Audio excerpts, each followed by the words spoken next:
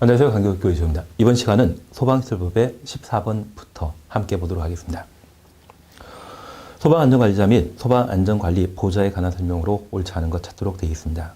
1번, 지하철 포함한 30층 이상이거나 높이가 120m 이상의 특정 소방 대상물은 특급 소방안전관리자를 선임하여야 한다. 소방안전관리자를 이 경우에 선임하지 아니하면 벌금 300만 원에 처하도록 되어 있습니다. 그러면 소방안전관리 대상물은 특급 소방안전관리 대상물과 1급 소방안전관리 대상물, 2급 소방안전관리 대상물로 각각 구분하는데 특급과 1급 요건에 해당되더라도 아파트는 그 선임 대상에서 제외시키고 있습니다. 그래서 특급은 지하철 포함한 층수가 3층 이상이거나 높이가 120m 이상, 연면적 20만 제곱미터 이상, 그리고 1급은 11층 이상이거나 연면적 15,000 제곱미터 이상, 가스 저장시설이라면 1000톤 이상인데 1급 소방안전관리자를 선임하여야 합니다. 그리고 2급의 경우는 스프링클러 등의 각종 소방시설이 설치되었다고 하면 2급 소방안전관리 대상물인데 특별히 의무관리 대상 공동주택에 해당되는 아파트라고 하면 2급 소방안전관리자를 선임하도록 되어 있습니다. 그러면 이제 이렇게 잠깐 구분해 놓습니다. 우리 주변의 아파트로서 승강기 설치되지 아니한 승강기가 설치된 140세대 아파트, 150세대 이상이라고 하면 의무관리상 공택에 해당되지만 승강기 설치되었지만 그 세대수가 140세대라고 하면 의무관리상 아니죠. 이 경우에는 그냥 특정 소방 대상물일 뿐 소방안전관리자를 선임할 필요가 없습니다. 의무관리상 공택에 해당되는 300세대 이상의 아파트, 승강기가 설치되었다면 150세대 이상의 아파트인 때만 2급 소방안전관리자를 선임하도록 되어 있습니다. 그리고 이 소방안전관리자의 업무를 보조하기 위한 보조자 선임 대상은 특급 1급, 2급에 해당되는 소방안전관리 대상물로서 아파트라고 하면 그 대세수가 300세대 이상일 때, 아파트를 제외한 특정 소방 대상물이라면 연면적 15,000 제곱미터 이상일 때, 이러한 둘을 제외한 노숙의 기수, 5가지 용도인 때는 소방안전관리 보좌를 선임하도록 되어 있습니다. 2번입니다. 아파트를 제외한 연면적 15,000 제곱미터 이상의 특정 소방 대상물은 소방안전관리 보좌 선임하여야 한다. 3번입니다. 300세 이상의 아파트에 선임하는 소방안전관리자의 최소 선임 기준은 1명으로 하고 다만 초과되는 100세대마다 1명 이상을 추가로 선임해야 한다. 그러면 300세대의 아파트에 소방안전관리 보좌 1명을 선임하면 초과되는 300. 그러면 저 300부터 599세대는 300 이내입니다. 대신 600세대가 되게 된다면 300 초과하는 것으로 이때 추가적으로 소방안전관리 보좌 1명을 더 선임하도록 되어 있습니다. 그래서 만약 우리의 주변에 500세대짜리 아파트라고 하면 딱 500세대라고 하면 소방안전관리자와 소방안전관리 보좌 1명 선임하게 되고, 반면 800세대 아파트라고 하면 소방안전관리자 1명과 보좌 2명 선임해야 되죠. 그래서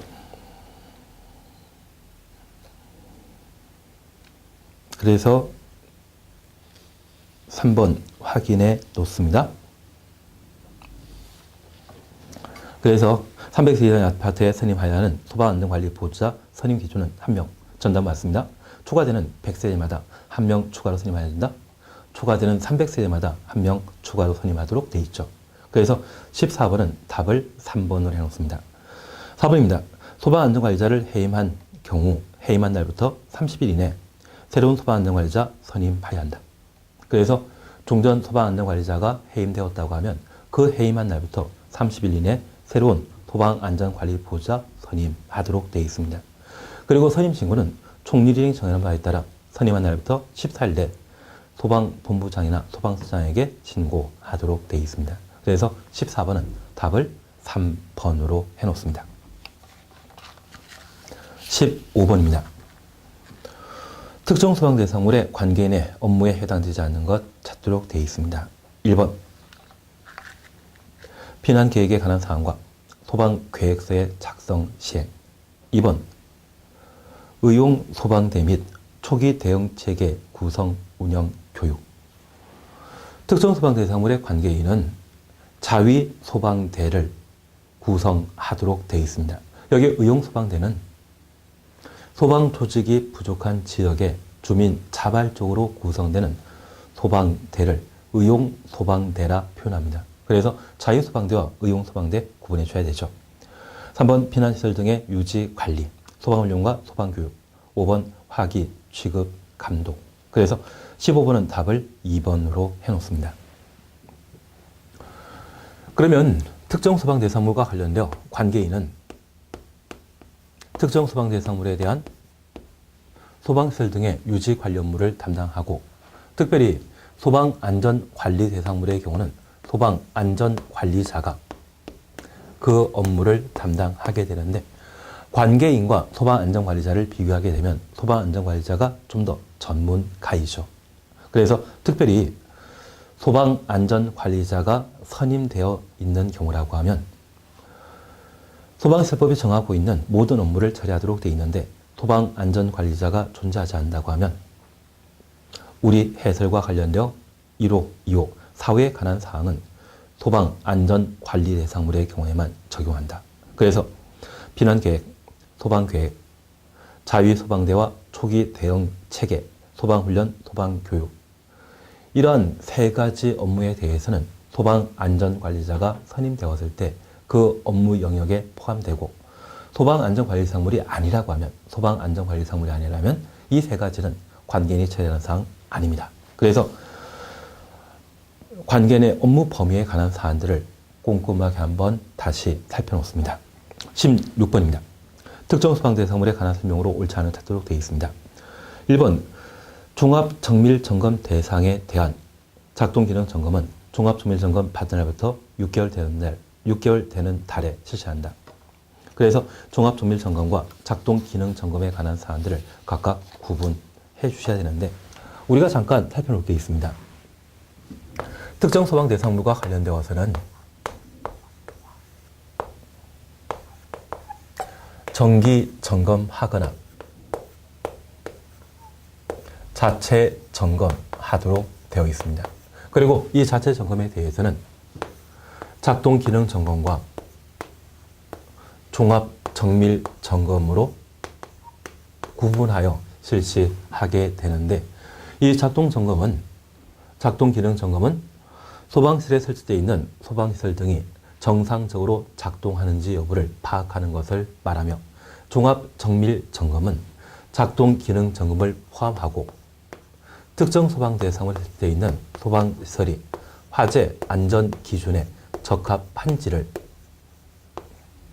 파악하는 것을 종합 정밀 점검이라 표현하게 됩니다.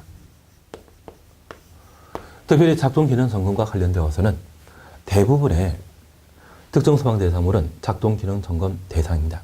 다만 작동 기능 점검 대상에서 제외되는 것, 우리 관리 실무에서 한번 공부하신 적 있죠. 소화기만 설치되어 있거나 위험물 제조소, 그리고 특급 소방안전관리 대상물의 경우에는 작동 기능 점검을 생략하게 됩니다. 그리고 종합정밀점검과 관련되어 연면적 5,000제곱미터 이상의 스프링쿨러가 설치되어 있는 특정 소방 대상물,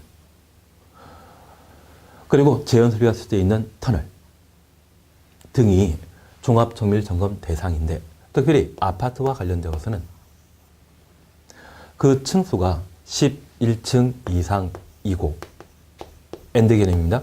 연면적 5,000제곱미터 이상일 때 종합정밀점검 대상입니다. 그래서 아파트의 경우는 연면적 5,000제곱미터 이상이라고 무조건 종합정밀점검 실시하는 것 아니죠. 그리고 이러한 작동 기능 점검에 대해서는 그 횟수 연 1회 이상 실시하며 종합 정밀 점검의 경우에도 마찬가지입니다. 다만 작동 기능 점검을 생략하는 특급 소방 안전 관리 상물의 경우에는 반개 1회 이상 실시하도록 되어 있습니다. 그래서 특급 소방 안전 관리 상물에 대해서는 종합 정밀 점검을 1년에 2회 이상 실시하기 때문에 작동 기능 점검을 생략하게 됩니다. 그리고 실시 시기에 관한 사항이 문제인데요. 우리가 잠깐 구분해 주실 것으로 순수하게 작동 기능 점검만 실시하는 경우라면 연중 아무 때나 실시할 수 있습니다. 반면에 종합 정밀 점검 대상이면서 작동 기능 점검을 함께 실시하는 경우는 종합 정밀 점검 먼저 하고 6개월 후에 작동 기능 점검을 실시하도록 되어 있습니다. 그리고 소방 안전 관리 상물로서 작동 기능 점검을 하지 않고 오직 종합 정밀 점검을 하지 않고 오직 작동 기능 점검만 실시하는 경우에는 사용 승인일이 속한 달을 기준으로 실시한다는 것을 다시 한번 살펴놓습니다. 그래서 작동 기능 점검 시기에 관한 사항 저렇게 한번 구분해 놓습니다. 2번입니다. 종합 정밀 점검 횟수는 연 1회 이상 실시한다. 다만 특급 소방 안전 관리 상물의 경우는 반개 1회 이상 실시한다. 2번 맞는 지문이죠. 3번입니다. 소방안전관리 사물의 관계인은 의무관리상 공택에 대해 2급 소방안전관리자 선임하여야 하며 이를 위반하면 300만 이하의 벌금에 처한다. 그리고 4번 연면적 5,000제곱미터 이상이거나 층수가 11층 이상의 아파트에 대해 종합정밀점검 실시하여야 한다. 아파트 중에 종합정밀점검 실시할 것은 11층 이상이고 연면적 5,000제곱미터 이상일 때 종합정밀점검 실시할 대상입니다. 그래서 4번 틀린 질문입니다. 5번입니다. 소방안전관리상물에 대해 작동기능점검 실시한 자는 30일 이내 작동기능점검 실시 결과 보고서를 소방본부장, 소방서장에게 제출하여야 한다. 그래서 16번은 답을 4번으로 해놓으시는데 여기 작동기능점검과 종합정밀점검에 대해서는 과거 관리 실무에서 다수 시험 문제가 반복된 바 있습니다. 그래서 올해도 마찬가지로 생각하시고 이쪽 부분에 대해서는 꼼꼼하게 관련 내용들을 점검해 주셔야 됩니다. 17번입니다. 국민안전장관은 다음 소방안전특별관리시설물에 대해 소방안전특별관리하여야 한다. 다음 중 소방안전특별관리시설물 아닌 것 찾도록 되어 있습니다. 답은 1번입니다. 여기 소방안전특별관리시설물은 많은 사람들이 이용하는 시설물일 때 화재 발생 시에 그에 충분히 대응하기 위해 특별 관리하도록 되어 있는데 우리 주변의 공항이나 서울역 등에 해당되게 되는 철도시설 등이 소방안전 특별관리 시설물에 해당됩니다. 아파트는 해당 사항 없습니다.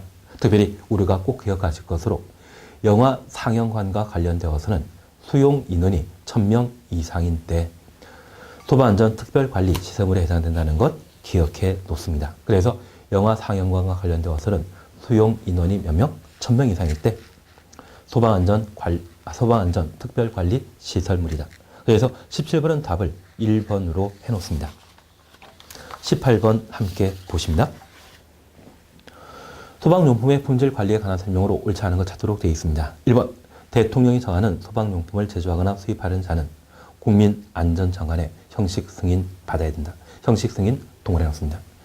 여기 형식 승인은 우리 도량형이라고 하는 것 또는 표준화 제도라는 것 들어본 적 있죠? 현재 화재에 대응하기 위한 각종 소방시설은 우리 국내에 제조되는 것만 아니라 해외에서 수입되는 것도 다수 존재합니다. 그런데 우리가 옥내 소화전 설비를 살펴보다 보면 관창이라는 부분과 물을 뿜게 되는 부분입니다. 그리고 소방 호스 그리고 이 소방 호스가 물을 제공하게 되는 소화전 등에 연결되게 되었을 때 이 구경이 서로 동일한 때 제대로 맞춰지고 물이 제대로 분사됨으로써 화재를 제대로 진압할 수 있죠. 그러면 이 크기에 대해서는 표준화 작업이 이루어져야 되지 않겠습니까? 그래서 우리 예전에 한돈 두돈 하던 것이 킬로그램으로 121이라고 하는 것이 지금은 메타 제도로 같이 통일되어 있습니다. 그러한 표준화 작업을 하는 것을 소방법에서는 형식 승인이라 표현합니다. 이러한 형식 승인에 대해서는 전국이 동일한 기준에 따라 처리될 필요 있죠. 그래서 이 형식 승인과 관련되어서는 국민안전처 장관이 형식 승인을 담당하게 됩니다. 1번 맞는 이야기입니다. 2번입니다. 소방용품의 형상 등의 형식 승인과 제품 검사의 기술 기준에 관한 사항은 국민안전장관이 정하여 고시한다. 당연한 이야기죠. 3번입니다. 국민안전장관은 제조자, 수입자 요청이 있는데 소방용품에 대해 성능 인증을 할 수 있다. 그래서 제조자나 수입업자가 소방용품에 대한 성능, 화재 진압에 적절한지 그러한 것들을 성능 인증 요청하게 되면 국민안전장관이 그 성능을 인정할 수 있습니다. 4번입니다. 우수품질 인증의 유효기간은 10년 범위에서 총리령으로 정한다. 우수품질의 유효기간은 5년입니다. 그러면 소방용품 중에 성능 인정받은 것 중에 그 성능이 탁월하다, 우수하다 인정하는 것을 우수품질 인증으로서 그러한 부분에 대한 판매에 좀 더 원활할 수 있죠. 그래서 우수품질에 대한 유효기간에 대해서는 5년으로 정해 놓고 있습니다. 그리고 5번입니다. 국민안전장관은 소방용품의 품질 관리를 위해 필요하다 인정하는데 요청 중인 소방용품을 수집하여 검사할 수 있다. 그래서 성능 인정받은 대로 또는 형식 승인 받은 대로 소방용품이 제조되고 판매되고 있는지 그걸 확인하는 것을 수집 검사라 표현하는데 이는 형식 승인 등을 했던 국민안전장관이 담당할 일이죠. 그래서 18번의 답을 4번으로 해놓습니다. 기입형 문제 함께 보십니다. 빈칸에 들어갈 용어 쓰도록 되어 있습니다. 소방시설이란 소화설비와 경보설비, 피난설비, 소화용설비, 소화활동설비 5가지로 구성되어 있습니다. 그래서 소화설비 적어주시는 거죠. 그러면 우리가 잠깐 이해하실 것은 이 소방시설은 기계 장비에 해당되는 것으로서 특정 시설을 뜯어놓게 되었을 때 그게 이 5가지 중에 무엇인지 적으라면 적어주셔야 됩니다. 그래서 소화기, 옥내 소화전, 스프링클러 등이라고 하면 소화설비. 자탐설비라 불리는 자동 화재 탐지기, 단독 경보용 감지기 이런 게 있다면 경보설비로 그리고 재현설비나 비상 콘센트 등이 있다면 소화활동설비 그렇게 각각 적어주는 게 필요합니다. 그래서 1번은 소화설비라 적어놓으시면 되죠. 그리고 2번입니다. 무엇이란 소방시설을 설치해야 되는 소방대상물로서 대통령이 정하는 것을 말한다. 소방시설을 설치해야 되는 소방대상물 바로 특정 소방대상물입니다. 반면에 특급 1급, 2급 소방안전관리자를 선임할 대상이 있다면 소방안전관리 대상물이죠.